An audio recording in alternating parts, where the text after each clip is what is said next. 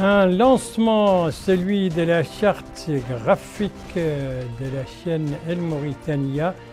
Ça, c'était ce soir au cours d'une cérémonie organisée ici au siège de la chaîne sous la supervision du ministre de la Culture, de la Jeunesse, des Sports et des Relations avec le Parlement.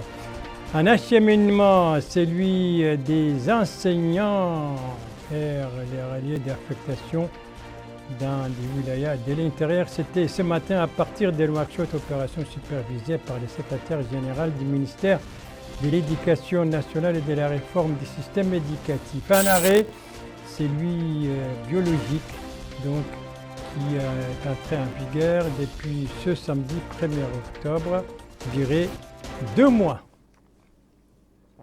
Voilà donc pour les principaux titres de votre journal et c'est parti mesdames, mesdemoiselles, messieurs. Bonsoir et bienvenue à votre 22h de ce samedi 1er octobre 2022. Une fois n'est pas coutume, nous commençons donc par nous-mêmes, c'est-à-dire la chaîne El Mauritania et pour cause, nous devons voir les images. Eh bien, la chaîne El Mauritania qui vient de lancer sa charte graphique ou si vous voulez, son cahier d'énormes graphiques. En tout cas, ça fait l'objet de la cérémonie que vous voyez, dont vous voyez les images actuellement. C'était tout à l'heure, début de soirée, exactement vers 20h, au siège de la chaîne, une cérémonie présidée par le ministre de la Culture, de la Jeunesse, des Sports et des Relations avec le Parlement, une cérémonie marquée par une intervention du directeur général de la chaîne, l'occasion pour lui de parler de la situation de la chaîne. Bien entendu, nous reviendrons beaucoup plus en détail sur cette cérémonie dans notre prochaine édition. En attendant donc, c'est parti pour la charte graphique d'El Mauritania. La charte graphique, lancement ce soir, vous le voyez, sous la supervision du ministre de la Culture, de la Jeunesse, des Sports et des Relations avec le Parlement. Alors, qu'est-ce qui se cache? Que prévoit cette charte graphique? Qu'est-ce que cela veut dire? Élément de réponse avec Abdoulaye Demeba. La charte graphique est l'aspect visuel et des signes créés par une institution. Cette charte comprend principalement un logo, des images, la police, les couleurs et tout autre symbole que la structure utilise pour faire passer ses messages. La chaîne Al Mauritania a dans ce cadre mis en place une charte graphique qui est régie par un contrôle technique rigoureux. Elle a été conçue avec professionnalisme, ce qui a nécessité une modification de son identité visuelle pour plus de précision et de professionnalisme. Ce changement qui est opéré concerne toutes les chaînes qui sont rattachées à la chaîne mère, dont la deuxième chaîne, la chaîne Mahadra, la chaîne sportive et la chaîne culturelle. Le logo de la chaîne est l'un des éléments prépondérants de cette charte graphique. Il est au cœur de son identité visuelle avec un changement d'échelle de la forme, du design, de la police et des couleurs. Dans ce cadre, les couleurs ont été choisies avec des mots-clés et bien définis.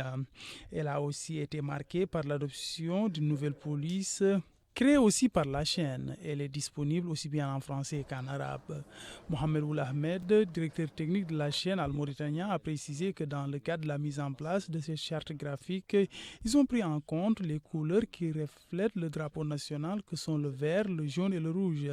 Chaque couleur, dit-il, occupe une place qui est proportionnelle avec le degré d'attractivité de la couleur.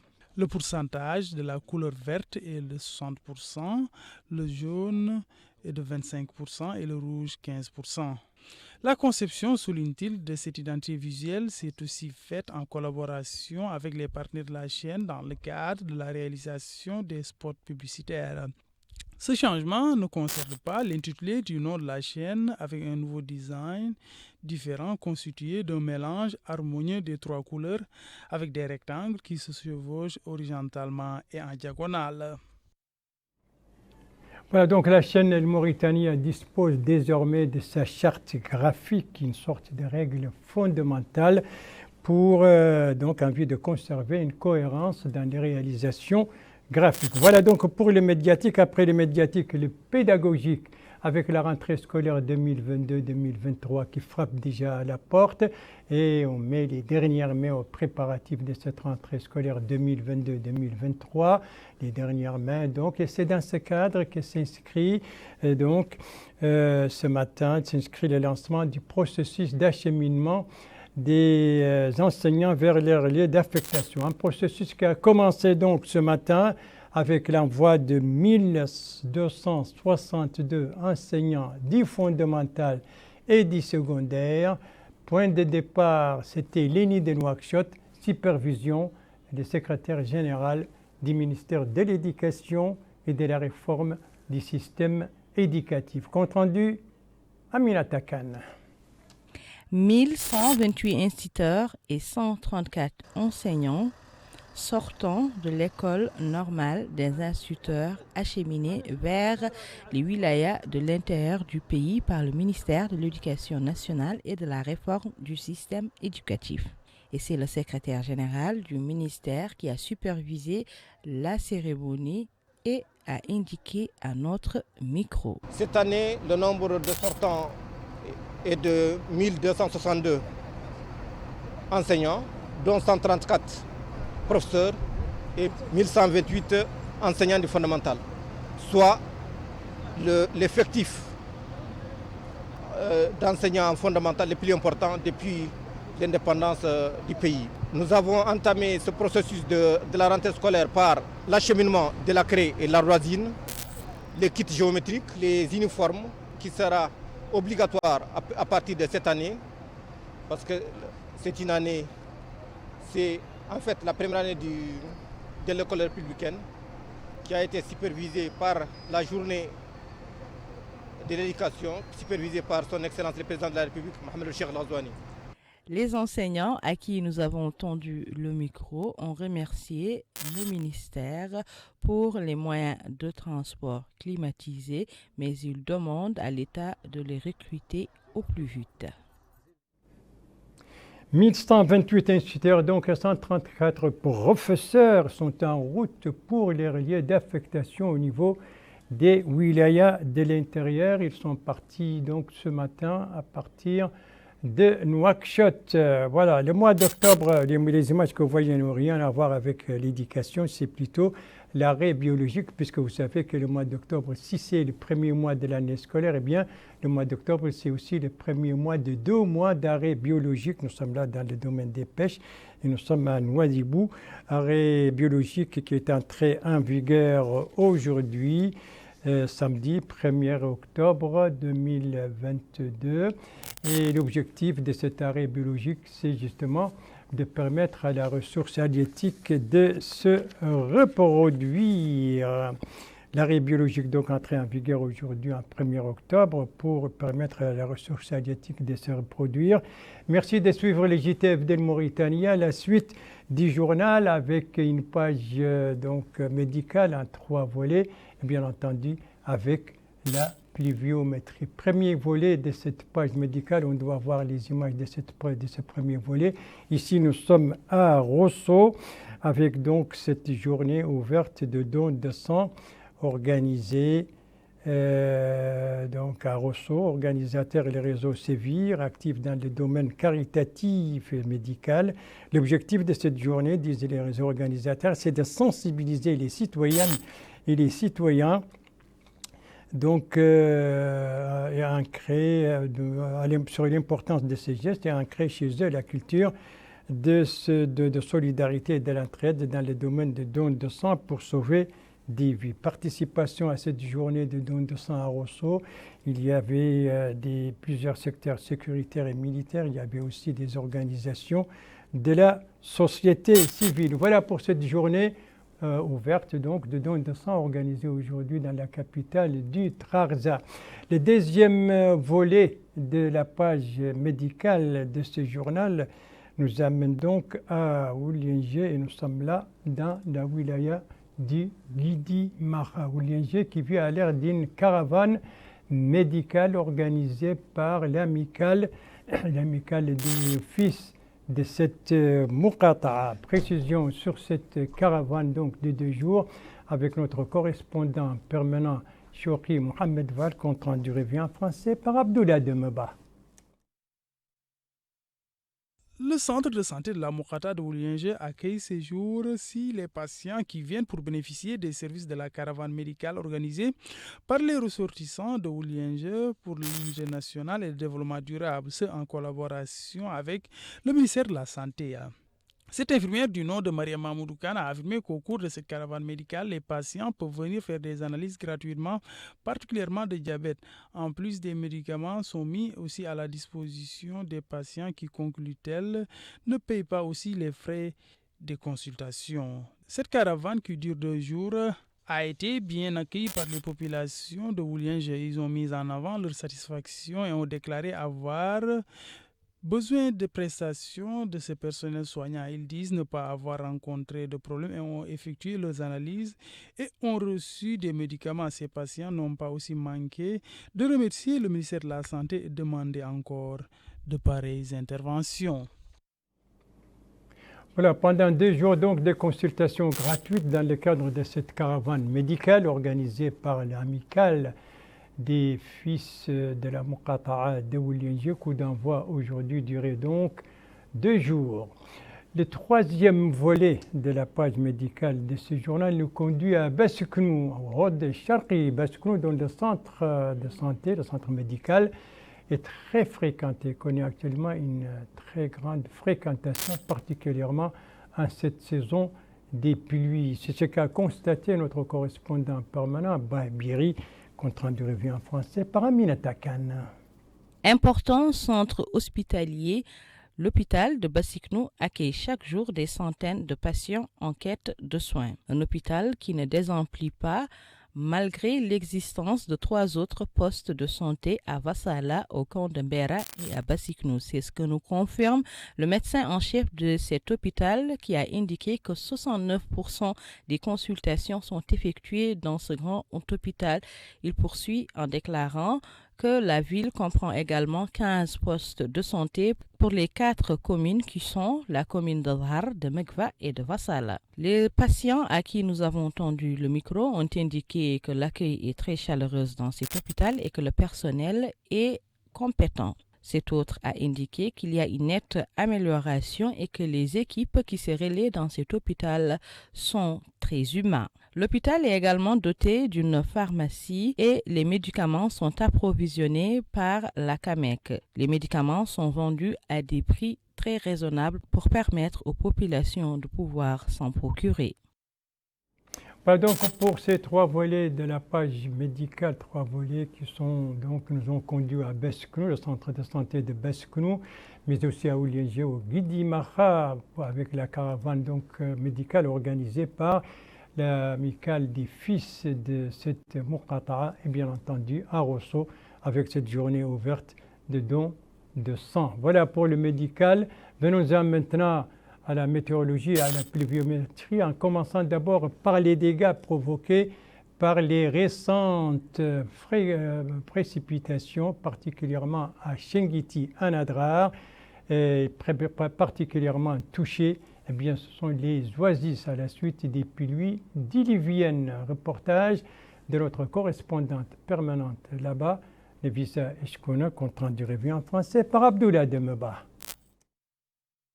La ville historique de Chinguetti a connu cette année un hivernage pluvieux. Cette localité a été fortement arrosée comparée aux années précédentes. Cette pluviométrie a certes fait des erreurs, mais a été à l'origine de dommages collatéraux, particulièrement les propriétaires des palmiers dattiers. L'adjoint au maire de la ville de Chinguetti a déclaré que l'hivernage a été pluvieux cette année au niveau de ces localités, occasionnant, dit-il, des pertes d'ordre matériel. Il a appelé les autorités à venir en aide aux citoyens démunis de cette zone qui ont été impactés du fait de cette forte pluviométrie. Les agriculteurs qui ont aussi été impactés ont pour leur part indiqué que leurs plantations, particulièrement les palmiers dattiers, ont été endommagés du fait de la pluie. Ils ont affirmé que leurs palmiers n'ont pas pu tenir et ont été fortement endommagés. Ils ont enfin fait appel à l'aide. Voilà, des oasis donc qui ont beaucoup souffert, donc des oasis à Chinguetti qui ont beaucoup souffert des récentes pluies qui se sont abattues récemment là-bas. et qui ont également touché d'autres villes et localités de l'Adrar, notamment la capitale adraroise, à savoir Attar. Attar qui a su, je vous le rappelle, la semaine dernière, d'un coup 50 mm. L'Adrar ne fait pas partie des 4 wilayas de l'intérieur du pays qui ont été arrosés durant les dernières 24 heures. Il s'agit du Hod el-Sharqi, de la Saba, du Gorgol et du Gidi Maha.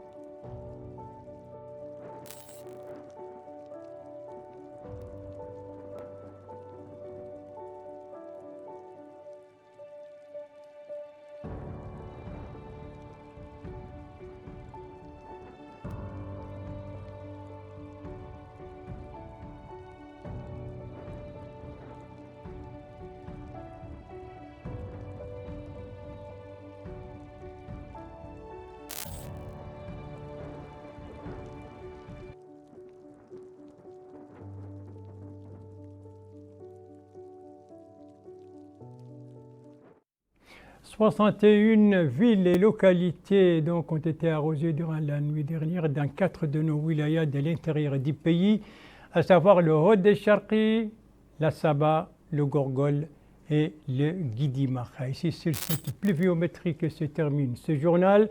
Merci à vous, mesdames, mesdemoiselles, messieurs, de l'avoir suivi. Merci bien entendu aux équipes rédaction et techniques qui ont participé à sa conception. Je vous en rappelle les principales informations. Ici, nous sommes à la chaîne Mauritania qui dispose désormais d'une charte graphique. Lancement de cette charte, c'était ce soir lors d'une cérémonie présidée par le ministre de la Culture, de la Jeunesse, des Sports et des Relations avec le Parlement. Cérémonie bien entendu au siège de la chaîne. Ici, nous sommes à l'ENI de Nouakchott, c'était ce matin. Le début de l'acheminement de 1162 enseignants du fondamental et du secondaire vers les lieux d'affectation à l'intérieur du pays, les wilayas de l'intérieur du pays, supervision du secrétaire général du ministère de l'Éducation nationale et de la réforme de l'enseignement, de la réforme du système éducatif. Ici, nous sommes à Nouadhibou avec l'arrêt biologique pour permettre à la richesse, à la source halieutique de se reproduire. Arrêt entré en vigueur ce samedi 1er octobre 2022. Voilà, les JTF reviendra demain à la même heure, 22h, et vous serez en compagnie, suivant le planning des services, vous serez en compagnie d'Ndei Sow Sidi. Quant à moi, il ne me reste plus qu'à vous souhaiter une très bonne fin de soirée, une très bonne fin de semaine, et à vous donner rendez-vous, Inch'Allah, vendredi prochain à la même heure, 22h. Bonsoir.